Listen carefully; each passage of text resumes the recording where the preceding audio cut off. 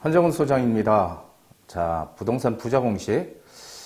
자, 나올 게 드디어 나왔습니다. 많은 분들이 기다리고 고대했던 지금 분양가 상한제 적용 지역. 이게 드디어 오늘 국토부에서 김현미 국토부 장관이 발표를 했습니다. 자, 그렇다면 이게 이렇게 우리가 기다렸던 거지만 이 발표한 그 지역들의 운명이 어떻게 될까요? 자, 이게 좀 흥미로운데요. 한번 보시죠.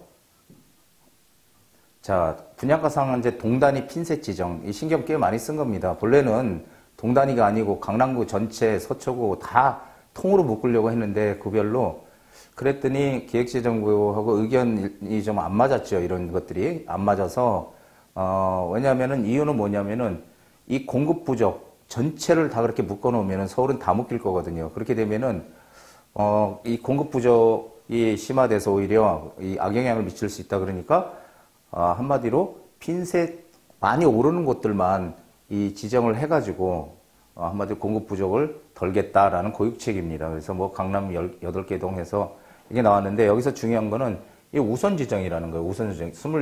27개 동 우선 지정. 우선 지정이라는 것은 일단 우선적으로 지정하고 나중에 또 지정할 게 있으면 하겠다는 거잖아요. 그러면 이제 결국은 이게 아니라 더 늘어날 수 있다는 겁니다. 그래서 뭐 개포, 대치, 도곡, 삼성, 압구정, 역삼, 일원, 청담, 강남구 8개 동 했는데 사실은 뭐 다 묶였다고 보시면 돼요. 예, 그렇죠? 그리고 송파 8개 동, 뭐 성동 1개 동. 성동구는 이 성수동 전략정비구역 있잖아요. 한강변에. 예, 그것 때문에 지금 묶어놨습니다. 한마디로 묶어놓은 것들을 보면은 이 재건축 지역들 본격적으로 이 조합 설립이 됐구나 이렇게 진행이 되는 본격화되고 있는 그런 지역들과 그 다음에 관리 처분이 떨어진 지역들 어떤 지역들을 전부 다 했어요? 이 정비 사업들을 지금 본격적으로 이제 진행하고 있는 그런 단지들을 묶었다라는 거죠. 그래서 이렇게 일단 뭐 전체적으로 다 묶은 건 아니지만 상당히 영향이 있는 가격이 많이 오르는 사실 압구정동이나 이런 곳들은요. 압구정동이나 뭐 삼성이나 이런 데들은 지금 뭐 공급 물량이 지금 나올 일도 없잖아요. 압구정동에 뭔 공급 물량이 나와. 근데 공급 물량이 나오는 거를 이렇게 대상으로 한 게 아니라 한마디로 집값 많이 오르는 지역 무조건 묶겠다. 지금 이런 의미로 지금 보고 있습니다. 추가로 또 지정이 될 것이다라는 얘기도 같이 드리고요. 자, 그런데 이게 보면은 경기 고양시, 남양주시 해제했어요. 조정 대상 지역에서 해제됐다라는 겁니다. 일부 지역을 빼고 제외 지역들 뭐 삼성 택지개발지구 이런 데들 지금 막 뭔가 개발하는 데잖아요. 예, 킨텍스 1단계, 덕은 도시개발지구 뭐 이런 것들은 어쨌든 개발 호재들이 있으니까 오르니까 이런 데 빼고 일단 고양시 전체를 제외했습니다. 근데 저는 고양시에 어떤 일들이 있나요? 고양시에 지금 그 3기 신도시로 왕숙지가 아니라 3기 신도시로 그 지정을 했잖아요. 3기 신도시로 지정을 해서 일산 주민들의 거대한 반발을 일으켰는데 지금 다시 조정 대상 지역에서 해제를 했습니다. 저는 이 해제 영향이 뭐 어떻게 생각할지 모르겠지만 저는 그런 생각이 문득 듭니다. 뭐냐면은 이 일산에 지금 지역구를 두고 있는 게 지금 김현미 국토부 장관이잖아요. 그럼 이제 반드시 여기 좀 출마한다고 하는데 그래서 지금 이 조정 대상 지역에서 해제를 했다. 그러니까 병주고 약준 거죠, 지금. 그래서 뭐 지금 이렇게 뭐 나오고 있습니다. 남양주, 다산, 별내 이런 데들은 지금 뭐 서울 집값 상승세 확산 영향으로 최근 집값 상승가 뚜렷하다. 그래서 조정 대상 지역 유지하겠다. 이거는 신문에 난 것들, 인터넷에 뜬 것들을 잘 보시면은 그러면은 알 수 있을 겁니다. 그래서 뭐 이런 것들은 뭐 자료가 얼마든지 있는 거니까 한번 보시면 되고요. 자, 분양가 상한제를 정부에서 바라보는 인식을 한번 보자고요. 분양가 상한제. 이 정부 인식은 아주 단순해요. 이게 뭐냐면은 분양가 뛰면은 기존 주택도 가격이 뛴답니다. 분양가가 새 아파트가 들어오게 되면은 기존에 있는 아파트들이 가격이 뛴대요. 새 아파트를 따라서. 왜 분양가가 높아질 거니까. 그러니까 같이 뛴다. 기존 이 주택들이. 그러니까 분양가 상승을 억제하는 방법으로 새 집을 싸게 20% 30% 싸게 분양을 하게 되면 주변 지역들이 이 새 집을 따라서 가격이 낮아질 것이다라는 게 이 지금 정부 인식입니다. 근데 이 단기적으로라도라는 말이 중요해요. 단기적으로라도 주택가격 안정시키겠다. 장기적으로는 안 된다는 인식이 들어있지 않을까요? 예, 그래서 단기적이라는 말을 쓰지 않았나 싶습니다. 단기적. 그렇지만 이거는 일시적인 효과일 뿐이지 중장기적인 효과는 분명히 아니잖아요. 예. 이제 제 인식입니다. 이거는 바로 제가 생각하는 거는 아무리 가격이 비싸더라도요. 그 새 아파트가 이 수요가 충분히 있다면 아파트 가격이 내릴 리가 없겠죠. 왜냐하면 아무리 비싸더라도 사줄 사람이 있는데 거기 뭐 집 가지고 있는 사람이 내리겠습니까? 집값을? 안 내리죠. 예, 그렇죠.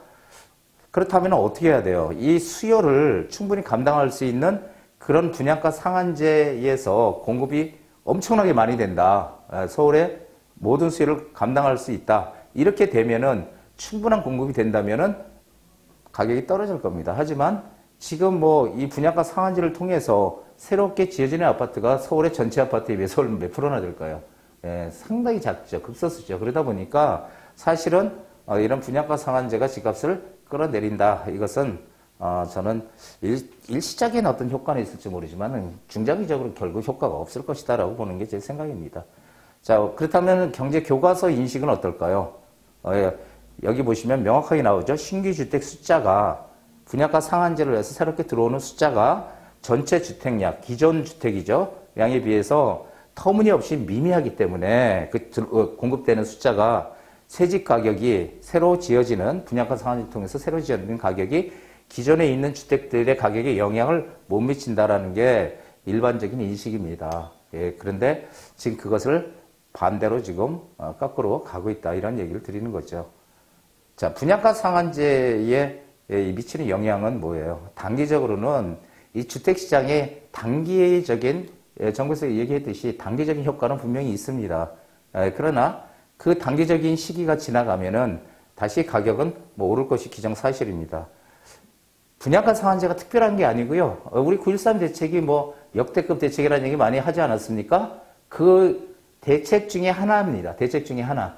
그래서 이 무수하게 나왔던 대책 중에 하나일 뿐이라서 이게 뭐 무슨 어마어마한 뭐 시장에 효과를 주거나 그러지는 못할 것이다. 약간의 단기적인 영향은 미칠 것이다. 라는 게 제 생각입니다.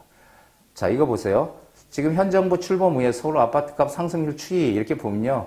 제가 어떤 얘기를 드렸냐면은 이 추세가 상승으로 가는 추세냐 하강으로 가는 추세냐가 이게 중요하다. 상승 추세일 때는 이렇게 상승으로 갈 때는 규제가 나왔을 때 일시적으로 가격이 하락하더라도 그 하락 기간은 몇 개월을 못 넘기고 결국은 추세의 상승 추세대로 따라가더라. 반대로 시장이 이렇게 하강 추세로 가요. 하강 추세로 가는데 이거 계속 떨어지게 놔뒀었으니까 정부에서 부양책을 쓰죠. 부동산 살리기 위해서 각종 규제를 다 풉니다. 자, 부양책을 쓰게 되면은 요 시점에서 다시 하강을 멈추고 상승을 합니다. 하지만 이것도 역시 단기간의 효과일 뿐이다. 그래서 다시 원래대로 하강 국면으로 간다. 왜냐하면 추세가 하강 추세이기 때문에 그렇습니다. 자, 이거 보면 명확하죠. 여기 보시면은 6.19 집값이 이렇게 오르는데 6.19 대책이 딱 나오니까 집값이 싹 떨어져요. 하다가 집값이 떨어지다가 다시 이렇게 오르니까 이렇게 조금 오르니까 8.2 대책이 나왔죠. 그러니까 집값이 쭉 떨어집니다. 떨어졌다가 다시 또 상승 국면으로 쭉 오죠. 자, 계속 똑같아요. 이게 대책이 나왔을 때는 가격이 떨어지다가 그렇죠. 이렇게 떨어지다가 다시 어느 시점이 되면 단기의 그 기간이 지나면 다시 이렇게 오르더라. 그러니까 9.13 부동산 대책이라고 역대급 대책이 나오니까 가격이 제일 많이 올랐죠. 그러니까 9.13 대책으로 인해서 가격이 많이 떨어졌습니다. 자, 많이 떨어졌는데 이게 재밌는 게요.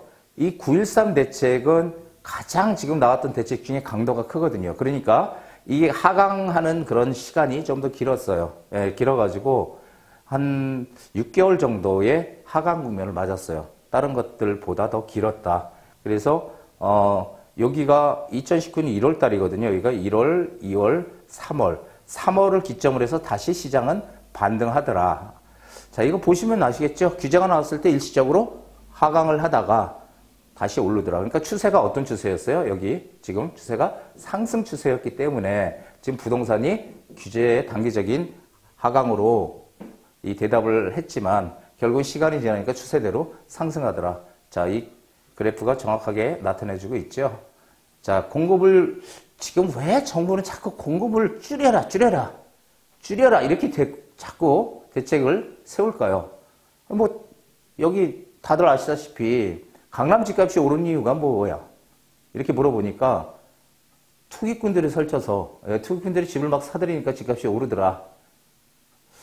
실수요자가 사는 게 아니라 투기꾼들이 사니까 그 투기꾼을 근절을 해야 된다. 이게 지금 정부의 논리잖아요. 그러나 진실을 보면요.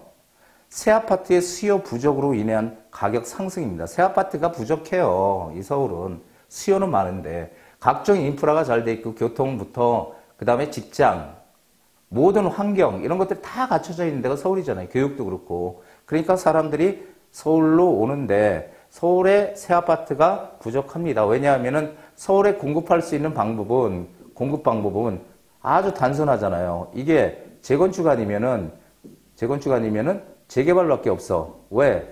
빈 땅이 없으니까 있는 걸로 부숴서 새로 짓는 방법밖에 없잖아요. 그러니까 서울의 어떤 새 아파트의 거의 80%를 차지하는 공급 물량이 바로 재건축 재개발이에요. 이게 80%. 자, 그렇기 때문에 이런 것들을 공급을 못하게 하면은 이게 안 된다는 거죠. 그래서 가격 상승, 수요 부족으로 인한 가격 상승이다. 예, 근데 투기꾼들이 집을 사들여서 집값 올린다는 거는 안 맞는 논리다라는 거죠. 그런 인식의 부재로 인해서 서울 집값이 오르는 것입니다. 우리가 병원에 가서 이게 몸이 좀 안 좋아 진단을 받는데, 그렇죠. 진단을 받잖아요. 근데 진단이 잘못되면 어떻게 됩니까? 처방을 엉뚱하게 하잖아요. 잘못하면 사람 죽일 수도 있어요. 그렇죠? 예, 이런 지금 처방이 지금 잘못됐다라는 얘기입니다. 아니, 예, 처방이. 왜냐하면 인식 자체가 틀리기 때문에 처음에 출발이 잘못됐다는 거죠. 예, 투기꾼들이 집값을 올린다 이런 논리.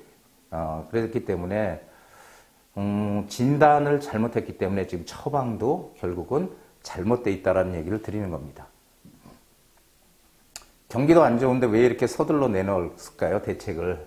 지금 계속 대책의 연말이잖아요. 집값이 너무 많이 올라서 그걸 잡기 위해서 지금 대책을 내놓은 걸까요? 저는 근데 그렇게 생각 안 합니다. 제가 생각하는 거는 지금 총선이 얼마 안 남았잖아요. 이제 한 5개월 남았잖아요. 그러면은 이 5개월 동안에 집값을 잡아놔야 된다는 생각을 저는 정부가 하고 있다고 생각합니다. 왜?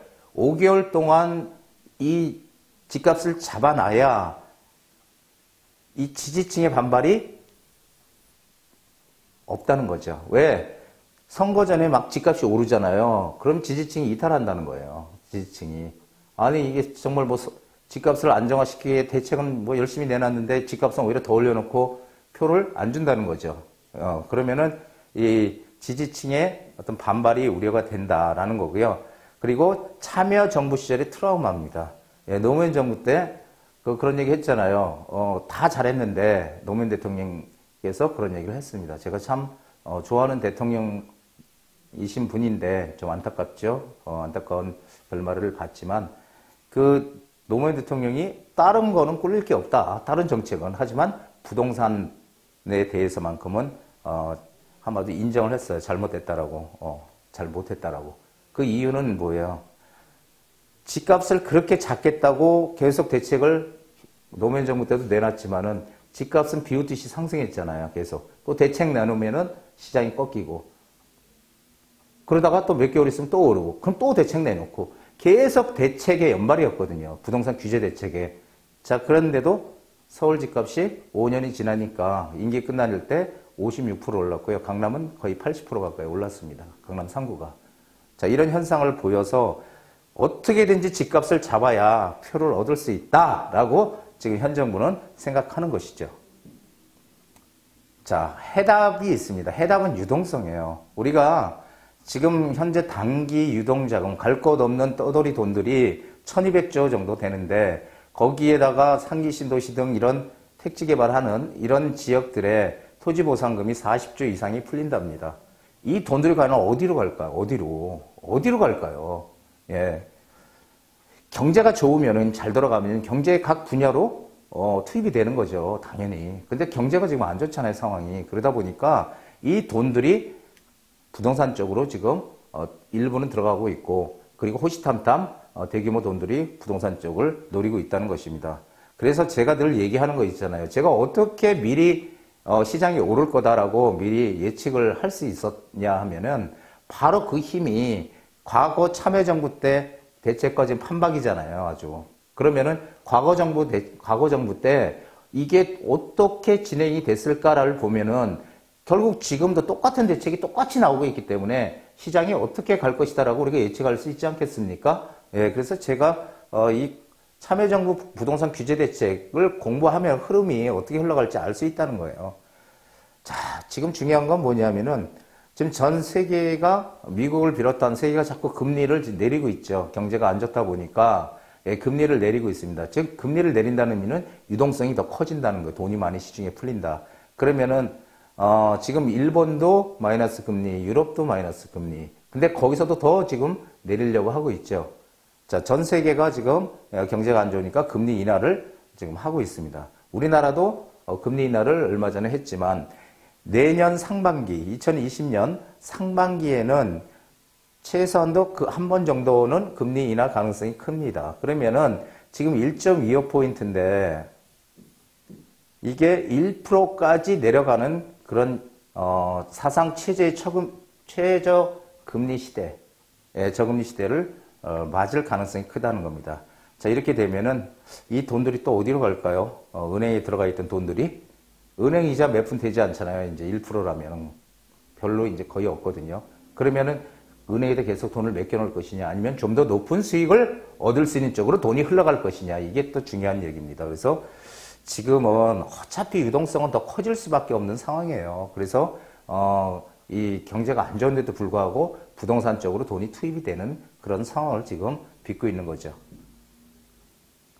자, 시장의 양극화는요, 향후 극명하게 나타날 것입니다.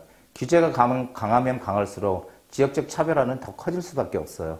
여기에 대한 설명은 제가 강의할 때 가끔 말씀드렸는데, 규제가 강하면 강할수록 지역적 차별화는 커진다, 이렇게 기억을 하시면 됩니다. 그리고 규제가 완화된 곳이 투자처가 아니다. 지금 항상 얘기하는 게 뭐냐면요, 규제로 묶여있는 지역은 투자하기 어려우니 돈도 투자금도 많이 들고, 그러니까 비규제 지역에 가서 투자해라, 이게 맞는 얘기냐라는 거죠.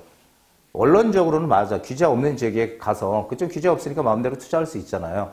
그런데 문제는 뭐냐면은 왜 규제가 없느냐에 우리는 비규제, 왜 규제가 없을까를 주목을 해야 돼요.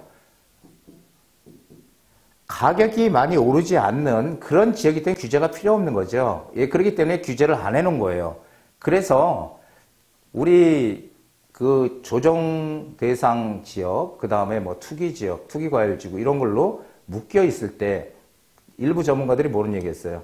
안 묶여 있는 대로 가라. 풍선 효과가 나온다. 이런 얘기 많이 했죠. 그리고 실제로 풍선 효과라는 건 분명히 있습니다. 없지 않아요. 분명히 있어요. 그런데 문제는 뭐냐면은 나중에 팔 때 이 비규제 지역들은 사실은 인기가 없는 지역이라는 얘기잖아요.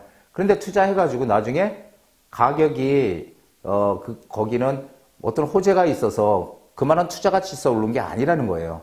아니고 전체 시장이 오르니까 따라 오른 곳이거든요. 그러니까 그런 지역들은 본래 투자 가치가 없는 지역이라는 얘기입니다. 그래서 이게 정말 시장이 조금 안 좋아지거나 할 때 가장 먼저 빠질 수 있는 지역이라서 그런 위험한 모험을 하지 말라고 제가 말씀드리는 거예요. 그리고 오를 때는 항상 중심 지역들이 많이 오르잖아요. 우리가 경험해봤지만. 그래서 결국은 규제가 완화된 곳이 조정 대상 지역이 풀렸다, 이런 데가 투자처가 아니고요. 꾸준히 묶여있는, 규제에 묶여있는 지역이 투자처입니다. 왜냐하면 이런 곳이 바로 선호도가 높은 곳이니까. 그리고 가격도 가장 많이 오른다는 얘기입니다. 자, 로케이션이라고 하죠. 예.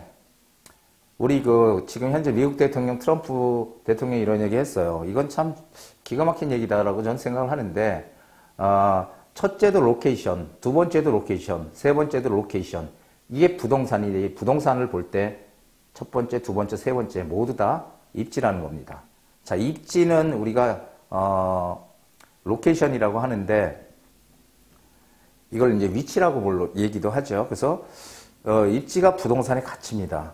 어떤 일이 생겨도 천재지변이 생기지 않는 한 이 입지는 바뀌지 않잖아요. 건물은 낡아서 무너질지라도 없어지고, 하지만 없어지면 뭐가 생겨? 다시 짓죠.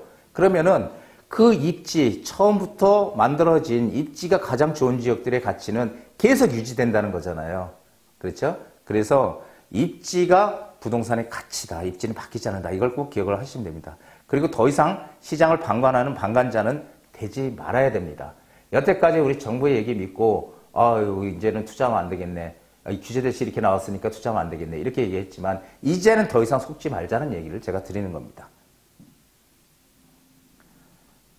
자, 지금 어떤 시기입니까? 상당히 중요한 시기입니다. 떨어진다는 사람들도 전문가 유튜브 떨어진다, 뭐 경제 위기 온다 이런 사람들도 많고요. 부동산 오른다고 얘기하는 분도 많습니다. 자, 확신을 가지고 움직이십시오. 기회가 손을 내밀 때 잡아야 됩니다. 그 손을 놓치게 되면은 언제 다시 기회가 올지 모르거든요. 항상 우리는 어떤 마인드? 긍정적인 마인드를 가져야 된다. 이것을 저희 유튜브를 보시는 우리 시청자분들은 꼭 좀 기억을 해주시면 고맙겠습니다. 자, 오늘 여기까지입니다. 그리고 제 강의가 마음에 드셨으면은 항상 구독 버튼 눌러주시고요. 그리고 좋아요 버튼까지 함께 눌러주시면 제가 무척 강의하는데 큰 힘이 될 것 같습니다. 자, 오늘 고맙습니다.